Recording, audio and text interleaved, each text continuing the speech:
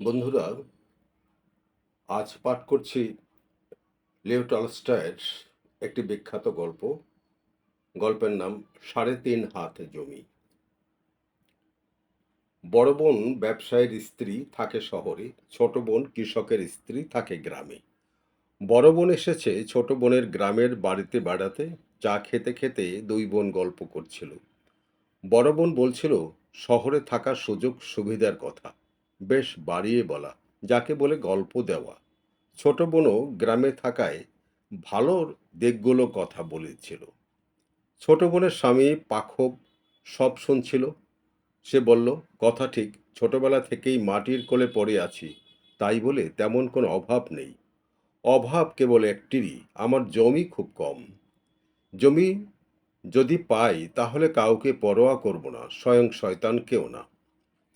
শয়তান শুনে বেশ খুশি হলো, ভাবলো একে নিয়ে মজার একটা খেলা খেলবে। আগে অনেক জমি দেবে, তারপর কেড়ে নেবে। পাখমের বাড়ির কাছে একজন মহিলা বাস করতেন। তিনি ছিলেন 240 একর জমির মালিক। ভালো মানুষ তিনি। প্রতিবেশীদের সঙ্গে তার সম্পর্কও ভালো। অবসরপ্রাপ্ত একজন সৈনিককে জমিদারির ওভারসিয়ার নিযুক্ত করলেন তিনি। ওভারসিয়ার লোকটি ভালো নয়। নানা ছল ছুতায় কৃষকদের জরিমানা করে সে। কারো গরু, ঘোড়া, বাছুর জমি জিরাতে ঢুকলেই সে জরিমানা করে, অত্যাচার করে। এরই মধ্যে শোনা গেল জমিদার মহিলা তার সব জমি বিক্রি করে দেবেন, আর ওভারসিয়ার কিনে নেবে তার সম্পত্তি। কৃষকরা খুব দুশ্চিন্তায় পড়ে। শেষে সবাই মিলে বেশি দামে জমি কেনার প্রস্তাব দেয় মহিলাকে। মহিলা রাজি হলো, কিন্তু শয়তানের ইন্ধনে তারা একত্রিত হতে পারছিল না। তাই যার যার মতো জমি কেনার সিদ্ধান্ত হয়। পাখমের 100 রুবেল আগেই ছিল। তারপর একটি গাধার বাচ্চা ও অর্ধেক মৌমাছি বিক্রি করল সে। ছেলেকেও পাঠিয়ে দিল চাকরিতে। এভাবে বাকি অর্ধেক টাকা জোগাড় হলো। সব টাকা জুটিয়ে সে 30 একর জমি ও ছোট একটি বাগান ক্রয় করলো। বেশ, পাখম হয়ে গেল জমির মালিক। তারপর নতুন জমিতে বীজ বুনল, ফসল ফলল প্রচুর। 1 বছরের মধ্যেই সে মহিলার সমস্ত টাকা শোধ করে দিল। এখন সে জমির পুরো মালিক। গভীর যত্ন আর মায়া দিয়ে সে ফসল ফলাতো। ঘোড়ায় চড়ে সে জমি জমা দেখতে গিয়ে আনন্দে অভিভূত হতো। গভীর যত্ন আর মায়া দিয়ে সে ফসল ফলাতো। তার জমির ঘাসগুলো, ফুলগুলো সবই যেন আলাদা। মন তার আনন্দে ভরে ওঠে। একজন চাষি পাখমের বাড়ি আসে। পাখম তাকে থাকতে দেয়, খেতে দেয়। সে জানায় ভলগার ওপার থেকে সে এসেছে। সে আরো বলে সেখানে নতুন একটি পত্তনি হয়েছে। গ্রাম্য পঞ্চায়েতের নাম লেখালেই 100 একর জমি পাওয়া যায়। আর সে জমি, কি সে জমি, সোনার টুকরো। লোকটি আরো বলে একজন গরিব চাষি এলো, কাজ করার দুখানা হাত ছাড়া কিছুই তার ছিল না। এবার সে 100 একর জমিতে শুধু গমই ফলিয়েছে। গত বছর শুধু গম বেচে সে আর্ন করেছে 5,000 রুবল। শুনে পাখম উত্তেজিত হয়ে উঠল। তার বর্তমান সহায় সম্পত্তি নিয়ে সে আর সন্তুষ্ট থাকতে পারল না। সুতরাং গরম পড়তেই সে বেরিয়ে পড়ল। ভলগা নদীতে স্টিমারে চড়ে পৌঁছল সামারা। সেখান থেকে প্রায় 274 মাইল পায়ে হেঁটে পৌঁছল গন্তব্যে। গিয়ে দেখল যেটি সে শুনেছে সবই ঠিক। অতি অল্প দামে উর্বর জমি কেনা যায়। অবিশ্বাস্য হলেও সত্য, প্রতি একরের দাম মাত্র 1.5 রুবল। পাখম বাড়িতে ফিরে জমি জমাত বিক্রি করে দেয়। বসন্তের শুরুতে সে স্ত্রী পুত্র নিয়ে সেই নতুন দেশে পাড়ি জমায়। নতুন দেশে এসে পাখম এই সমাজের সদস্য হয়। আর সদস্য হওয়াতেই সে লাভ করে 100 একর জমি।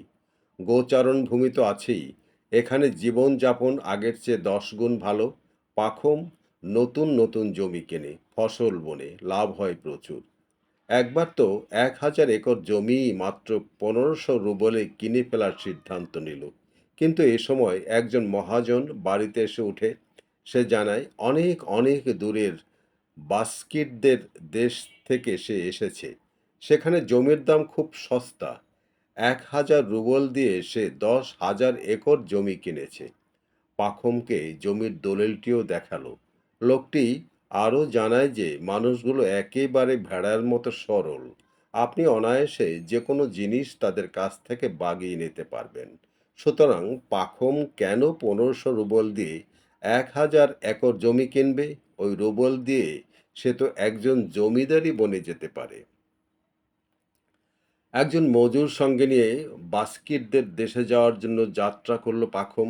সঙ্গে নিল কিছু উপহার। প্রায় 332 মাইল পথ হেঁটে গেল তারা। তারপর 7 দিনের দিন বাস্কিটদের তাঁবুতে গিয়ে হাজির হলো। মহাজন যেমন বলেছিল সব ঠিক সেরকমই। খোলা প্রান্তরের নদীটির তীরে এরা বাস করে। ঘর বাড়ি নেই, আছে চামড়ার ছাউনি দেয়া গাড়ি। এর মধ্যেই তাদের বসবাস। এরা জমি চাষ করে না, ফসল ফলায় না। জমিতে চড়ে বেড়ায় ঘোড়া, গরু, মহিষ। ঘোড়ার দুধ এদের প্রিয় খাদ্য। ভেড়ার মাংসও খায়। দুধ থেকে তৈরি কুসিম তাদের পানীয়। এরা সহজ সরল, দয়ালু ও হাসি খুশি। পাখমকে দেখেই তারা গাড়ি থেকে নেমে অভ্যর্থনা জানালো, আদর আপ্যায়ন করলো। পাখমও তাদের উপহার দিল। বিনিময়ে তারা জানতে চাইলো যে পাখম কি চায়। তারা জানলো পাখম জমি কিনতে চায়। শুনে তারা অতিথির প্রতি খুবই সন্তুষ্ট হলো। তারা বলল, আপনি যত জমি চান তত জমি আমরা বিক্রয় করতে রাজি। এ সময় তাদের নেতা স্টারশিনা এসে সব কিছু শুনলেন। তিনি জানালেন পাখম যত খুশি জমি ক্রয় করতে পারে। জমির দাম দিন প্রতি 100 রুবল। দিন প্রতি ব্যাপারটা পাখম ঠিক বুঝে উঠতে পারল না। নেতা জানালেন সূর্যোদয় থেকে সূর্যাস্ত পর্যন্ত পায়ে হেঁটে যতটা জমি ঘুরে আসতে পারবে ততটুকুই জমির মূল্য। পাখম শুয়েছিল পাখির পালকের বিছানায়। খুব আরামদায়ক, কিন্তু তবুও তার ঘুম হয়নি। অনেক জমির মালিক হতে যাচ্ছে সে, 20,000 একর তো বটেই। চিন্তায় উত্তেজনায় সারা রাত সে ঘুমোতে পারল না। কিন্তু ভোরের দিকে সে ঘুমিয়ে পড়ল। একটা স্বপ্নও দেখল। বাইরে যেন কার হাসির শব্দ। স্বপ্নেই সে বেরিয়ে গেল। দেখল স্টারশিনা। একটু এগিয়ে দেখল লোকটি স্টারশিনা নয়, সেই মহাজন। এই লোকটি তাকে এখানে আসতে বলেছিল। কিন্তু জিজ্ঞাসা করতেই লোকটি যেন বদলে গেল। এখন সে ভলগার ভাটি থেকে আসা সেই চাষি। সব শেষে পাখম দেখল এ হচ্ছে একটি শয়তান। মাথায় শিং, পায়ে খুর। বিকট শব্দ করে সে হাঁটছে। অদূরে একটি লোক পড়ে আছে। তার মুখ কাগজের মতো সাদা। লোকটির দিকে তাকিয়ে পাখম দেখল লোকটি সে নিজে। তার দম যেন আটকে এলো। সঙ্গে সঙ্গে ভেঙে গেল ঘুম। চারদিকে ফর্সা হয়ে গেছে। এখনই সূর্য উঠবে। তাকেও জমি দখলের দৌড় শুরু করতে হবে। শিকার নামের একটি ঘোড়া শিকার নামে একটি গোল পাহাড়। এই পাহাড়ের উপর স্টারশিনা তার টুপি রাখল। টুপির মধ্যে পাখমের 100 রুবেল। এখন থেকেই তার যাত্রা শুরু। পাখম দেখল সবই উর্বর জমি, সোনার টুকরো। অনেক চিন্তা করে সে সূর্য উদয়ের দিকে যাত্রা করলো। আস্তেও নয়, খুব জোরেও নয়। 1166 গজ যাবার পর সে একটু থামল। একটি খুঁটি পুঁতল। এখন সে লম্বা লম্বা পা ফেলে চলতে লাগলো। থেমে আর একটি খুঁটি পুঁতল। সূর্যের দিকে তাকালো একবার। গোল পাহাড়টার উপরে আলো পড়েছে। পাহাড়ের উপর দাঁড়িয়ে থাকা মানুষগুলোর ওপরও আলো পড়েছে। হিসাব করে দেখলো প্রায় 3.5 মাইল পথ হাঁটা হয়েছে। আরও 3.5 মাইল হেঁটে সে বাঁদিকে মোড় নেবে। শরীর তার গরম হয়ে উঠেছে। কোট খুলে ফেললো, জুতাও। হাঁটতে তার খুব ভালো লাগছিল। তাই ভালো ভালো জমি দেখে বাঁক মোড় নিতে লাগলো। গোল পাহাড়টা এখন আর দেখা যায় না। পাখম ভাবল মোড়টা বেশ বড় হয়েছে নিশ্চয়ই। তার শরীর থেকে ঘাম ঝরছে। সে ক্লান্ত বোধ করছে। সে খানিকটা পানি খেলো। একটি খুঁটিও পোঁতা হলো। পথে বড় বড় ঘাস, ভ্যাপসা গরম। তার ভিতর দিয়ে সে ছুটতে লাগলো। ঠিক দুপুরে সে সামান্য রুটি খেলো। দাঁড়িয়ে সামান্য জিরিয়েও নিল। মাটিতে সে বসল না, কারণ বসতে শুতে ইচ্ছে হবে। আর শুতে ঘুমিয়ে পড়বে সে। রুটি খাওয়ার পর হাঁটতে সুবিধা হলো, কিন্তু সামান্য পরেই তার শরীর ভেঙে পড়তে চাইছে, কিন্তু শরীরকে আশকারা দিলে চলে না, কেননা সামান্য কষ্টেই তার অনেক লাভ। 6.5 মাইল পথ সে পেরিয়েছে, তারপরও কিছু উর্বর জমি ছেড়ে আসতে পারেনি। কি করে ছাড়ে? চমৎকার কৃষি হবে এই জমিগুলোতে। গোল পাহাড় থেকে 10 মাইল পথ দূরে এসেছে সে, আর পশ্চিম আকাশে সূর্য অনেকটা হেলে গিয়েছে, অথচ সে ফিরতে পেরেছে 1 মাইলের চেয়ে সামান্য বেশি। এখন সে আর কোনো বাঁক নিচ্ছে না, সোজাসুজি হেঁটেও সে যেন এগুতে পারছে না। জুতা সে খুলে ফেলেছিল অনেক আগেই, এখন খালি পা কেটে ছেড়ে গিয়েছে। হাঁটতে তার খুবই কষ্ট হচ্ছে, শরীর কাঁপছে, পা কাঁপছে। একটু বিশ্রামের বদলে সে সব কিছু দিতে পারে, কিন্তু বিশ্রাম করলে চলবে না তাকে। তাই কে যেন চাবুক মেরে মেরে তাকে হটিয়ে নিয়ে যাচ্ছে। কত পথ বাকি, অথচ সে মৃতপ্রায়। এত পথ সে পেরিয়ে এসেছে, কি করে তা ফিরে যাবে? কিন্তু ফিরতে তাকে হবেই। সব অর্থ, সব পরিশ্রম বৃথা যেতে পারে না। পা ফেটে রক্ত ঝরছে, তবুও সে দৌড়াচ্ছে, দৌড়াচ্ছে। তবুও যেন এগুতে পারছে না। কোট, জুতা, ফ্লাস্ক, টুপি সব ছুঁড়ে ফেলে দিল। তবুও দৌড়াতে তার দারুণ কষ্ট হচ্ছে। বুকের ভিতর কে যেন হাঁপড় টানছে, হৃৎপিণ্ডের ভিতরে মারছে হাতুড়ি।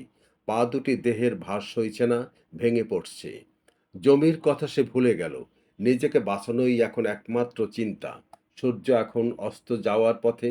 গোল পাহাড়ের লোকগুলো তাকে ডাকছে, চিৎকার করে তাকে উৎসাহ দিচ্ছে।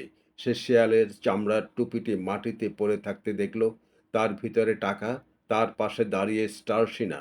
তার স্বপ্নের কথা মনে হলো। তবুও সে পৌঁছাতে চায়। নিজেকে সে খুন করেছে, তবুও দৌড় বন্ধ করল না। সূর্য যখন অস্ত গেল, তখন সে পাহাড় ছুঁয়েছে। একটি মুমূর্ষু জন্তুর মতো সে পাহাড় ডিঙিয়ে টুপিতে স্পর্শ করল। স্পর্শ করতে করতে সে নিচে পড়ে গেল। স্টার্সিনা চিৎকার করে উঠল, হায় যুবক, অনেক জমি তুমি পেলে বটে। পাখমের মজুর ছুটে গেল তার কাছে, তাকে টেনে তুলতে চেষ্টা করলো। তখন তার মুখ দিয়ে রক্তের ধারা বইছে। পাখম মারা গেল। স্টার্সিনা হাসতে লাগলো। শেষে 3.5 হাত জমির মধ্যে পাখমের সমাধি হলো।